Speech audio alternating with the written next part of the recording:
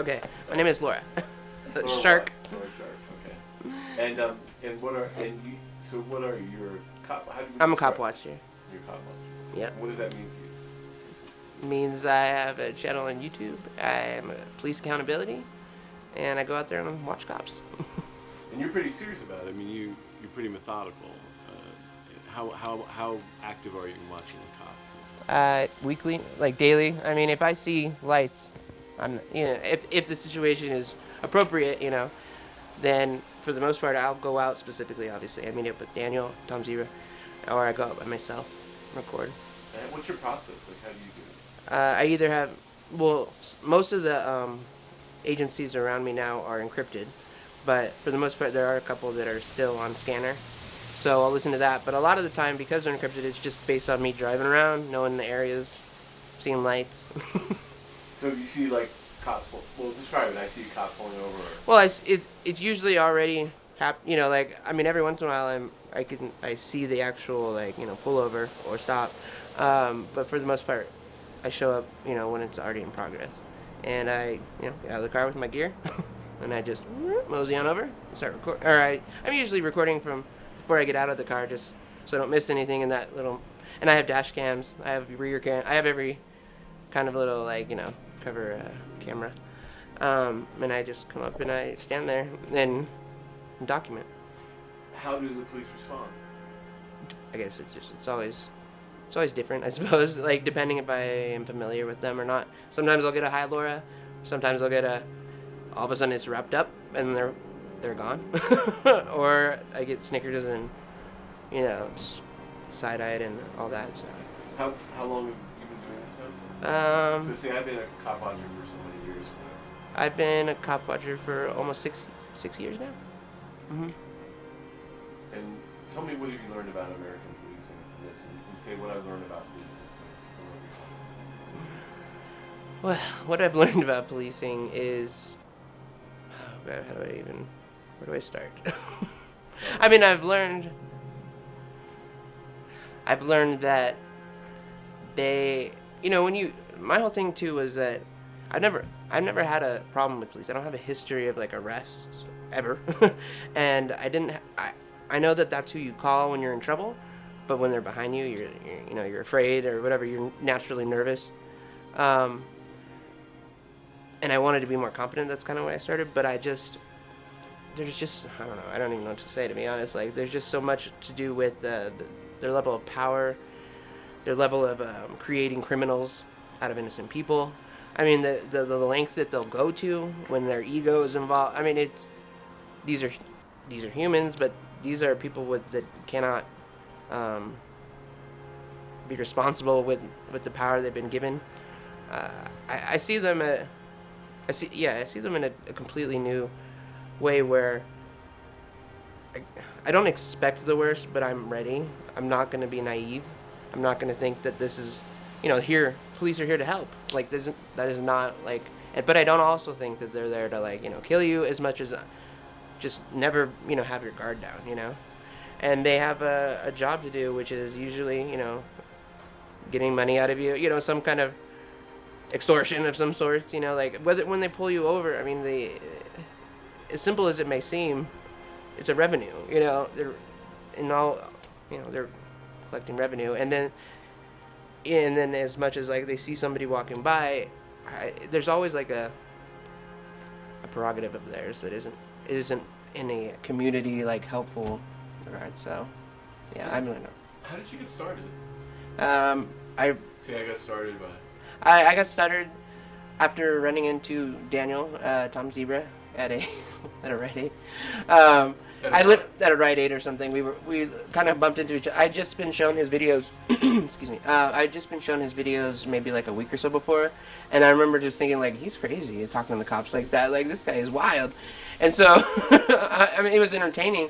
I don't know if as much as I was I hadn't really even yet to understand the why and the whatever. But I was kind of shocked, and so when we ran into each other, I was like, wait a minute. I know you from YouTube, I think. And he was kind of, I think it was really? But he had said to, leave a comment in one of his videos. And then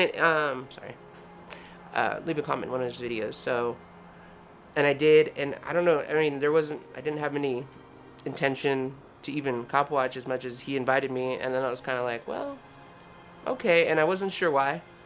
I went, and then I was like, I'd rather be not terrified when the cops are behind me, and I told him, or I explained to him, like, I don't have a horror story, like, I'm, I know people who've been arrested, I know that, whatever things that people have been through, I don't have that horror story, but I still have,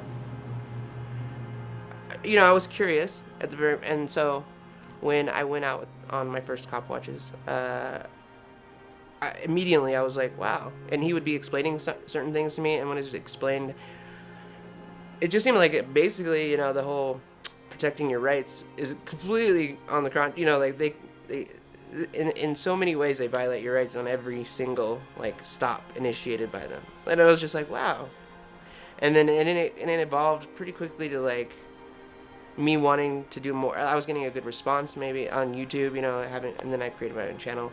And with that support, and then to this day, I learn something new every time I cop watch. Watching other people's videos, having my own witnessing of things. So, yeah, it just kind of, snowballed from there. So it was like people were watching your videos and commenting.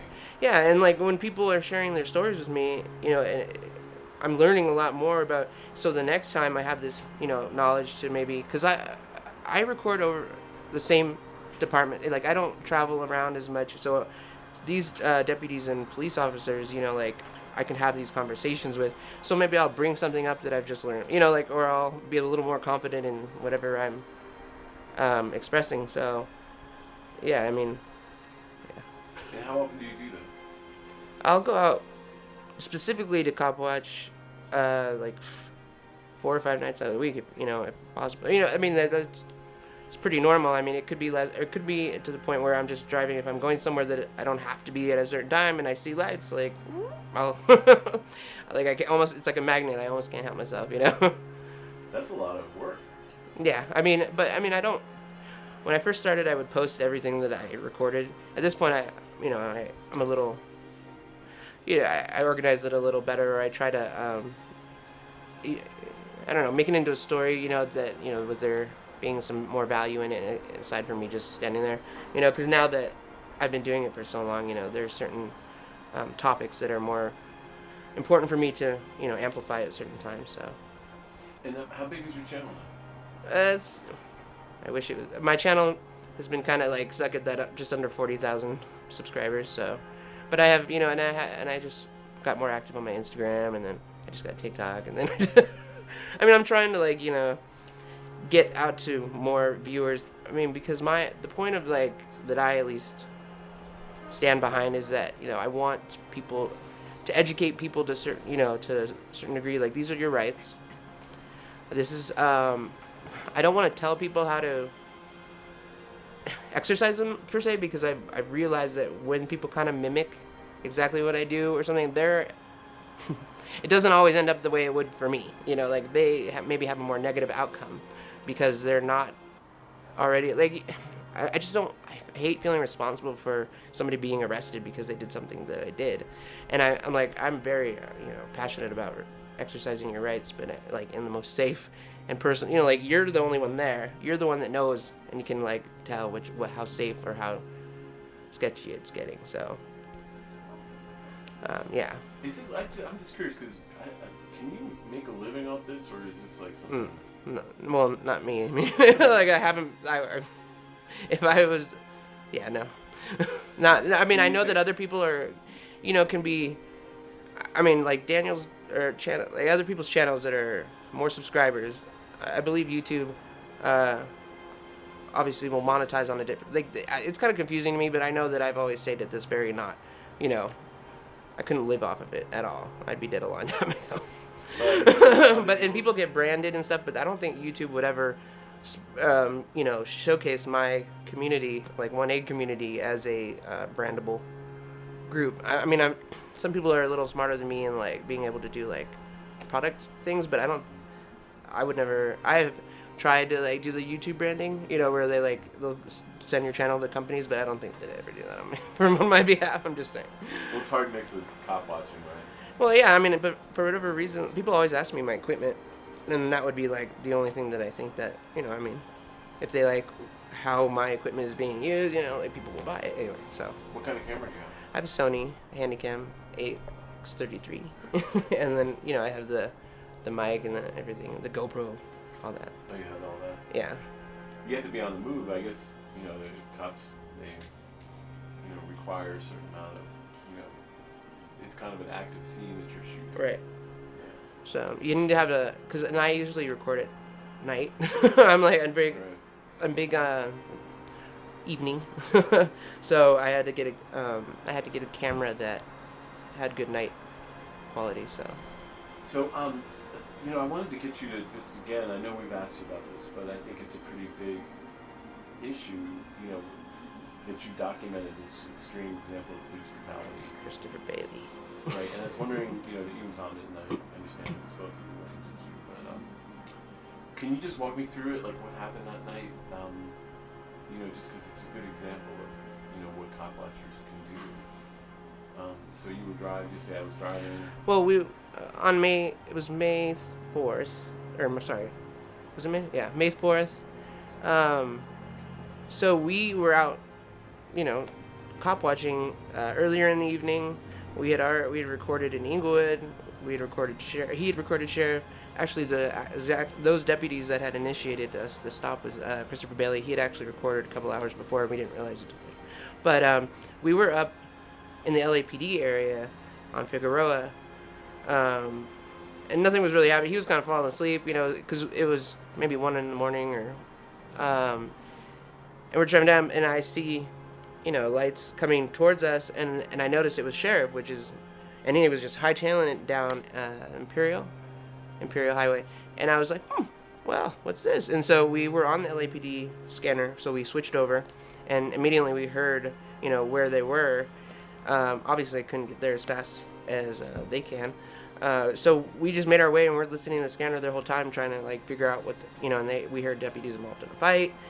And I've heard that before, but this did seem, I don't know, it was the way that it was, you can hear over scanners sometimes when they're kind of moving around a lot. I mean, we were just going straight there, and then figure out parking is always kind of, but we were able to just kind of pull up, and we saw, there was maybe 8 already units there. I mean, there was lights, there was, but we couldn't see their suspect, the victim in my eyes, but their suspect yet. We ran up, we see a deputy running kind of back and forth. We're pretty sure that, she was going for an OC, which is they weren't done. So Daniel was running up and he was yelling something. We made our way to where, it wasn't until then that I realized okay, there are suspects on the ground behind this bush. Okay, so still, I've seen people pinned down before. I really had no idea what was about to be revealed. Where we were just kind of going through the regular motions, documenting they were going to try to push us back. We had words with them, and they did put tape up, but then it actually worked out better because as much as they were adamant on getting us out of there, they put us in the perfect position because both sides of the street were closed off. So when they put the line up, I just stood right in the middle on the median, and then they sat him up, and it was my world changed. I was just he was unrecognizable as a human, it was devastating. And watching the video back too, all I was saying was oh my god. And all these deputies we know, we're familiar with for the most part. And it just was I'm just looking around at all these faces, looking for blood on uniforms. We see Deputy Kano, which we already knew. Was a very problematic deputy, so to speak. Just all familiar faces, and it was just disgusting. It was just this is why we do this. But I think more became clear obviously after the fact. Being able to look back at it, and I was just always expecting to be contacted by a lawyer. Almost immediately in my mind. He was. It was almost as bad as Rodney King, this was horrible what they did to him, and his face and all the disfigurement. Like what in one man, and in the moment it seemed like all these deputies that were on scene were like involved to the point where like, why would you need to do this to one human being and have all these. Anyway, so it took almost a year to the day for the lawyer to find my video. They weren't forthcoming with it at all. You know, they had the criminal charges against him.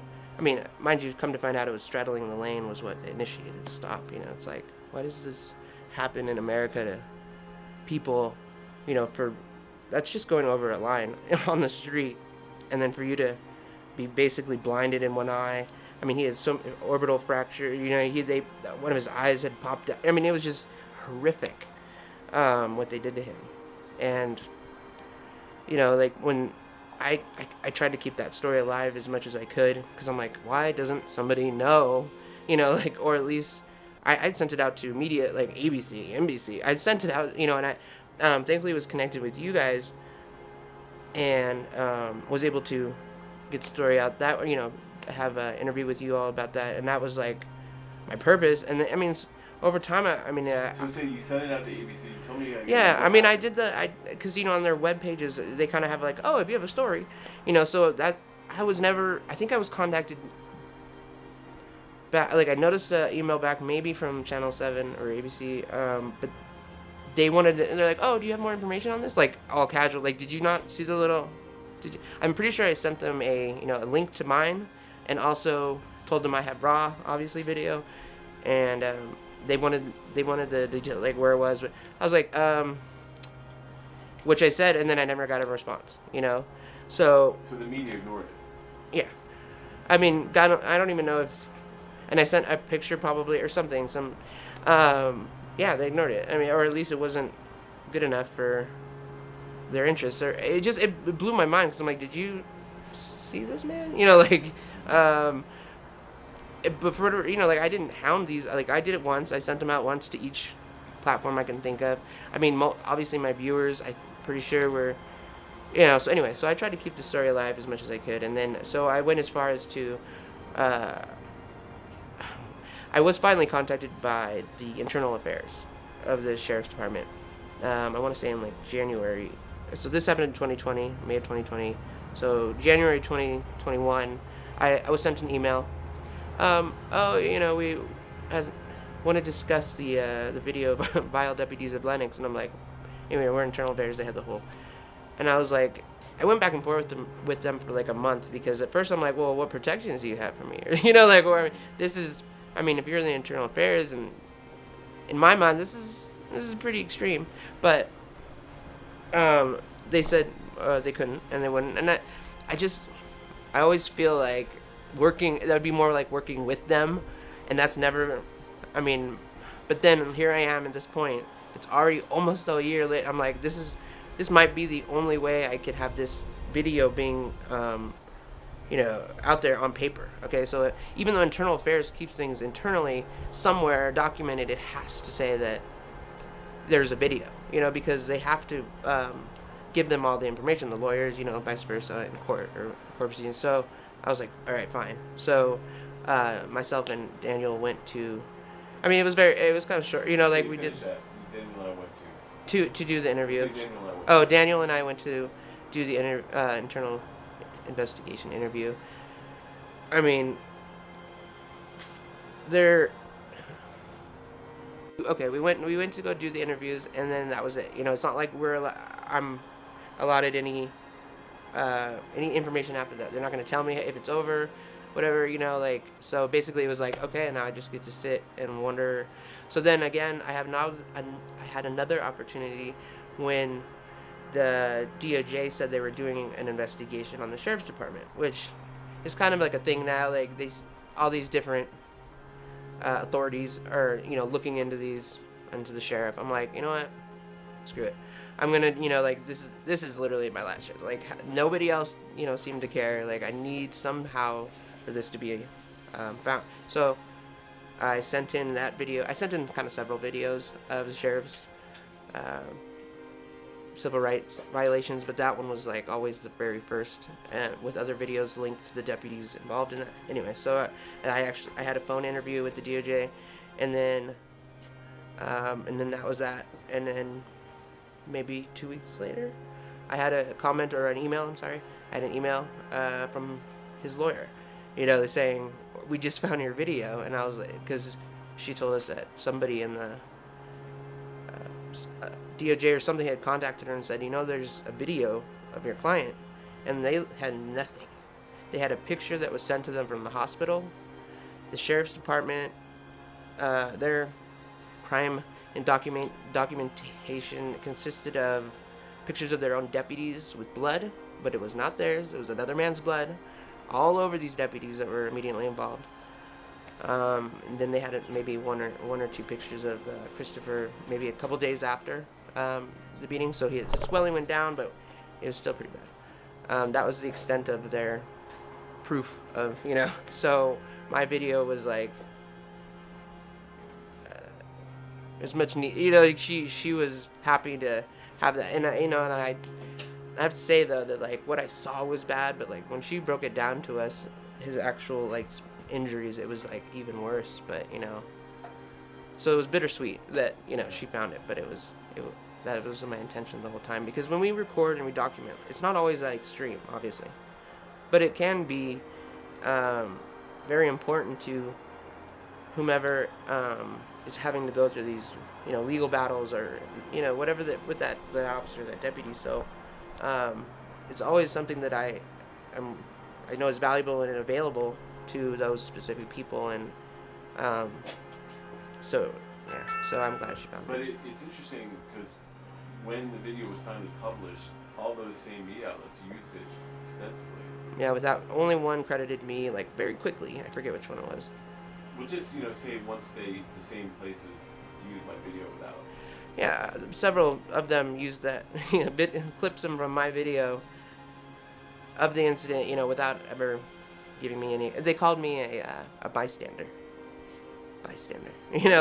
With cell phone video. I was like, How did you feel about that? It's not about me as much as, so that's like my initial thing. Like, I don't want to be selfish, but like this is your story, and this is, but it's my video.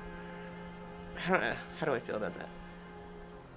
It was frustrating to see that, knowing how hard I tried to get it out there, and to not be acknowledged as and to be kind of downplayed like that. It didn't feel right. It was insulting.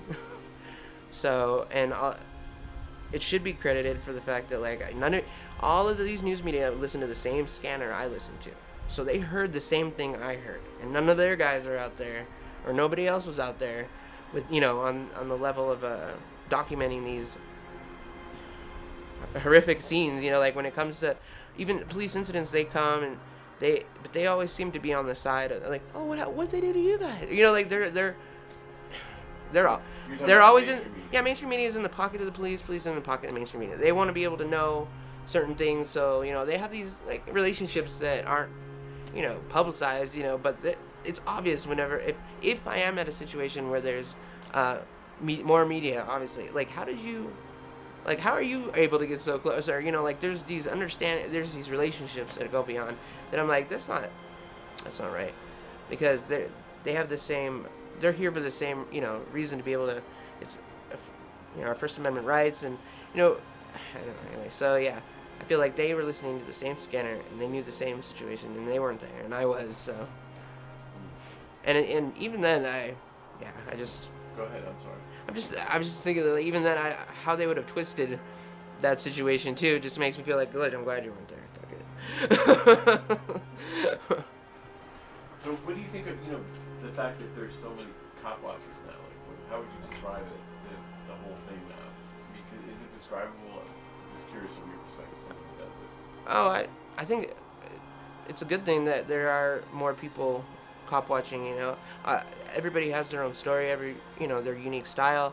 I enjoy, and I follow a lot of the other cop watchers. Like whether it be because I recognize, they may be recording the same areas. I know the officers or deputies that they've documented, and I think it's great. I mean, I feel like from the point at which I started, it was myself and my friend Foxy that we recorded pretty solid for like 2 years before she moved away, and I felt like we were kind of the only female cop watchers at that very time, but it was like we saw, or at least I'm not saying it was because of me and her that girls came out, but I think a lot of the meeting of the new cop watchers and having a lot of female, it's been very That's a exciting. really good point. I mean, do you want to ask? I mean, a question about the difference between. It just seems like there's a dominance.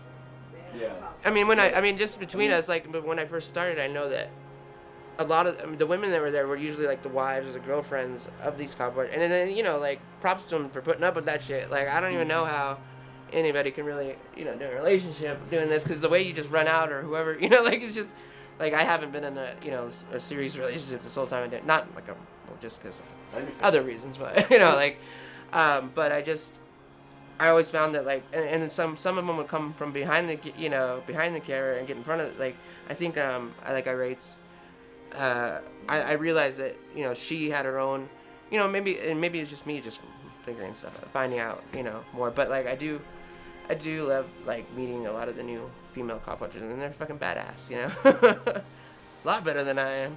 But like I definitely, yeah. I don't, a lot of times I'll be asked about, do you think there's a difference between all the cops react to you as a girl and then the guys, and I think. Like I don't feel like we're babied. Like, I don't think that like cops will be like, oh, it's a girl, we shouldn't, like we gotta be nice and gentle with it. No, they have other means or ways. Maybe they're not as physical, and maybe I can say it because I'm not them, but like I don't feel like we're safer, in any aspect. Because I mean people, they're getting arrested, left and right. Like, I'm just like, I know that between myself and like the female officers, and it is a little weird, like, cause it's funny to see. It's like how immediately like they will either look down at me, like, cause they're if they have a badge, I just feel like there is a difference like between me and the other people. I don't think that any of them would. Okay, wait, let me see.